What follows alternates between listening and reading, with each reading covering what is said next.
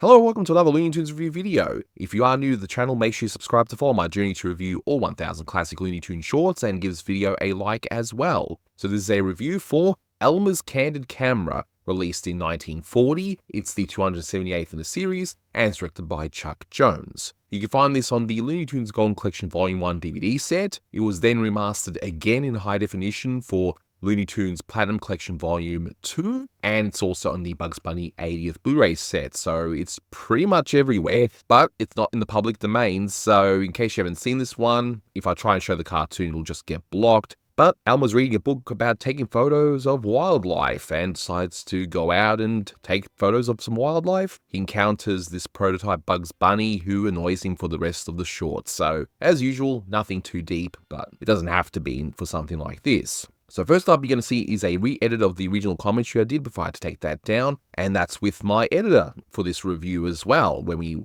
did it back in the day. So that'll come on first, and after that I will go through some of the stuff that was missed. So without further ado, let's get into it. And with me today is my good friend Blue Genocide. Say hi. Hi. I do like this little thing here, the little giant camera kit. I don't know. I just think that's funny. I don't know. But I'll just point out to everyone as well that this is the first Arthur Q. Bryan Elmer, and you know, and this is just a short that's getting us ever so closely to the Bugs and Elmer dynamic that we all know and love. But it's interesting here that, you know, this is probably the first time we can consider him truly Elmer, but he's still wearing the egghead clothes. I'm just admiring this. Look, despite the fact this is not really Bugs Bunny yet, I do like the dynamic here, because this is something that would definitely continue once we get Bugs Bunny proper, and of course the more defined Elmer Fudd, at least in my opinion. You know, the whole what are you taking a picture of? Or what are you taking a picture of? I'm trying to do that voice, I can't see. Quite the, as Mel Blanc said, the mixture of the Brooklyn and the Bronx. I mean, even that story is a bit iffy, but, you know, yeah, the voice is fine. The only thing that really throws me off with this design is the flesh-colored muzzle. Elmer is featured in, you know, voiced by Arthur Q. Bryan, is featured in 2 more shorts. I love this. Sorry. That guy gets me. But yeah, he's featured in 2 freeze-freeling shorts, and yeah, then he's in A Wild Hare, so... That's definitely true, and the thing I always remember from this cartoon is not really the throw the apple core at him, because, you know, whatever. But the apple here that falls on him, that must have been one really rotten apple. What's interesting about the Elmer in this one, when he's, you know, very mellow, that's pretty much the Elmer we know and love, but when he gets really angry, it's not quite... I just look at his elbow in Elmer's butt. Sorry, that just gets me. But yeah, when Elmer gets really, really upset, it's not quite the Elmer. Like here, see? Yeah, it's a little unwarranted, because we basically seen, like, you know, obviously this is still a work in progress, but you know, we've seen this character 100 times get pestered by this rabbit, and he got really agitated really quickly here. This acting's great, though. I like this, just this ridiculous, over-the-top.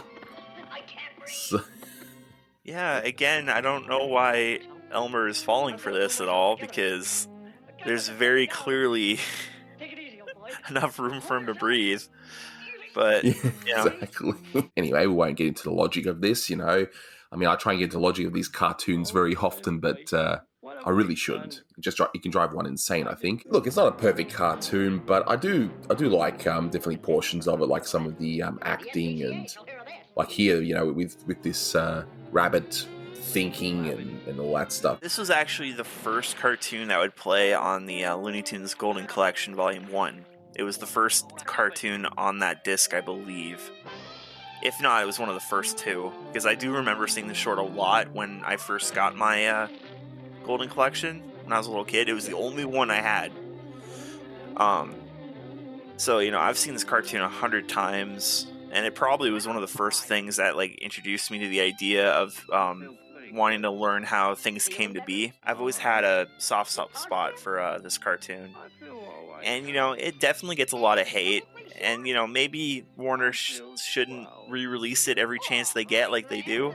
But I think it's a solid enough cartoon. So those were the highlights of the original commentary, so just a few more bits of info, and I'll go through the short again with a few things that were missed. So apparently Chuck Jones wasn't happy with the end result of this short, and I can sort of understand why. There are definitely some timing issues here, which I'll go through once I go through the short from start to finish again. And he said in his book Chuck Amuck, perhaps the kindest thing to say about Elmer's candid camera is that it taught everyone what not to do and how not to do it. It is obvious when one views this cartoon, which I recommend only if you are going to die of ennui, that my conception of timing and dialogue was formed by watching the action of La Brea tar pits. It would be contemporary to call it sluggish. Ouch. Honestly, this short's not that bad. It's definitely not peak Chuck Jones or anything, but I would argue it's better than what he was doing with Sniffles at the time. But anyway, that's just my opinion, and I can understand artists being critical of their own work in the past, so that's all fair enough. So it's interesting when rewatching this how close this was to A Wild Hare, where we define that one as the first true Bugs Bunny and Elmer Fudd short, whereas this one, it's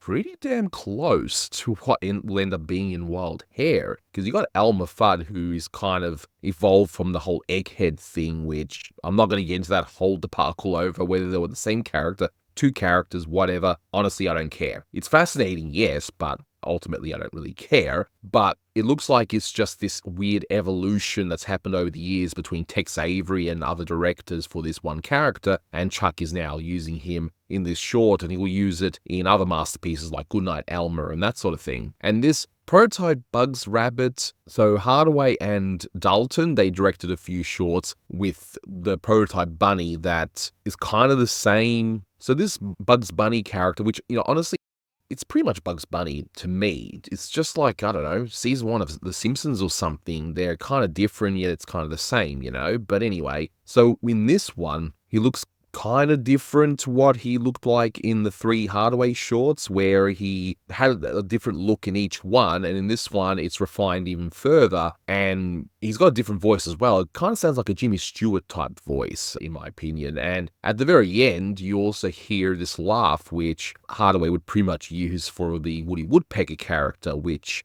was somewhat based off of his prototype Bugs Bunny character anyway. I mean, if you compare the two, it's pretty obvious that he used the same idea. But anyway, let's take a look at this short from start to finish. So first up, I like how it's all set up, where you got Elmer reading the book, and we've mentioned in the commentary that we pretty much got the Elmer right here that we're going to end up seeing in all shorts from here on, whether directed by Chuck Jones or in the few shorts directed by Friz Freleng, where you got the Elmer character and so on. And some of his looks will change, of course, and he doesn't get as angry as he gets towards the end of this short, which I can't wait to get to because I actually do like that part. But as we see this opening scene, I can understand Jones not being happy with the end result in certain places like here, where it's a little on the slow side. I mean, it's not bad, mind you, but it does take a little while, and there's really no punchline there. And that whole bit of him getting ready, that could have been removed without any problem. You could have had him in the beginning reading a book, saying, oh, okay, I want to go out and take some photographs of wildlife, and then you can cut to him in the outdoors where he's walking and just looking for something to shoot. With his camera, of course, not with his gun. That comes later, of course.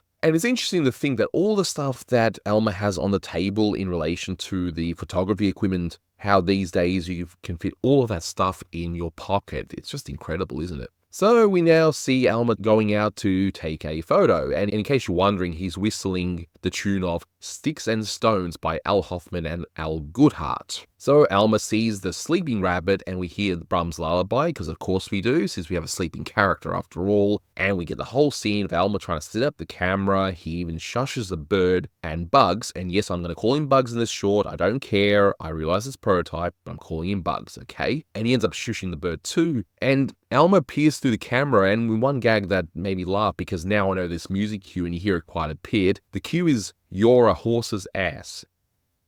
Carl Stalling is clearly having a bit of fun here in relation to the score. So yeah, we hear Bugs, who sounds a little bit different, and again, he sounds more like Jimmy Stewart. I don't know if that's what Mel Blanc was actually going for here, but it definitely reminded me of that. Or maybe he was just trying a variation on what the prototype Bugs sounded like in the Hardaway shorts, I don't know, but it's definitely something that I noticed. And this is the sort of thing that Jones would do later on with Bugs when he's outsmarting Elmer, so while Jones may not have been happy with the end result of this one, it's quite clear that he's learned a few lessons from this and has used it to make later and, yes, more better shorts with the two characters. And the scene does take a while, but it's fun enough where Elmer is taking pictures of the rabbit and Arthur cues Brian's delivery of over there. And he's acting all confused. Yeah, the timing is a bit off, but you know what? I think it's funny. I just love his confusion. And the delivery of when Elmer presses his face against Bugs Bunny there, just the punchline there, gosh, I don't even know the guy. Love that delivery. Please, sir. Gosh, I don't even know the guy. Again, this may not be a perfect short, but there's still a lot to like about it, I gotta say. And another problem with the timing is Bugs is walking away from everything, and that takes a lot longer than needed. I do like the walk cycle though, so at least Jones is focusing all of the animation, but yeah, the timing in that bit could have been trimmed, but that's okay. So now Elmer sees a squirrel, and he's happy to let Bugs go off to wherever. He's just minding his own business. But no, Bugs is now going to be a dick for the rest of the short, which is hilarious, mind you, but what is the cause of the provocation here? Because in other shorts in the future, whenever Bugs goes up against someone, it's because he's been provoked, or at least that's what happens in the Jones shorts. So something happens to Bugs, and then Bugs retaliates. Here, what, is he retaliating because Elmer tried to take a photo of him while he was sleeping? I don't know, I just think it's hilarious, but anyway.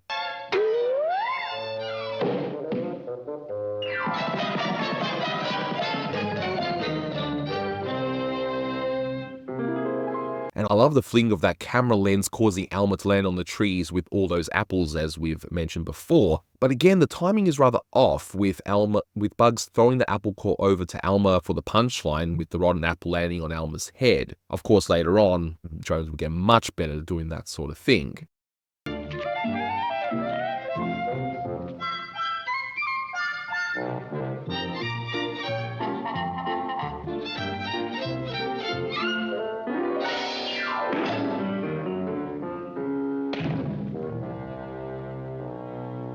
So now, as we're getting into the last third, Elmer's going to now take a picture of a bird, and again, Bugs could have just gone on his way, but nope, he just has to keep going, and he even puts his elbow in Elmer's butt, which I like that little touch there, and Bugs really just wants to torment him, and he's saying, you know, he knows of a rabbit, and so on. He goes off on this spiel, and it's the kind of thing, again, that Jones will do in later shorts, where he will just have Bugs be kind of talky to annoy his adversary. And the animation of Elmer getting so angry, again, one could argue it's a little bit uncharacteristic here, but my goodness, it's hilarious. And then Bugs just walks off, and he's just muttering to himself. Is this really needed here? Not really, but it's just bizarre. He just goes up, tells Elmer he knows of a rabbit, annoys Elmer, and then just walks off. Alright, sure, why not? And we've already covered in the commentary the whole thing with the net and the whole over-dramatization of Bugs feeling like he's choking and all that. But what is it with Elmer always getting sad when he finally gets the rabbit? That seems to be a common theme in a lot of these shorts.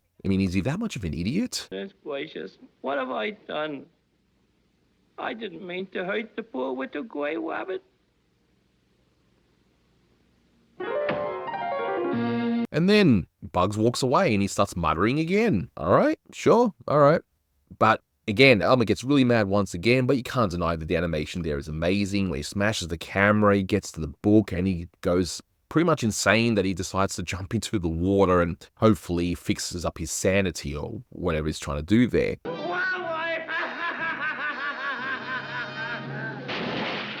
And we finish up with Bugs getting into a swimsuit that he has for some reason to go off to Elmer. You know that something's coming here, but what, you don't really know. So he rescues Elmer. He says, "How are you?" "I'm feeling good." "I guess so. Are you sure you're alright?" We got this build up.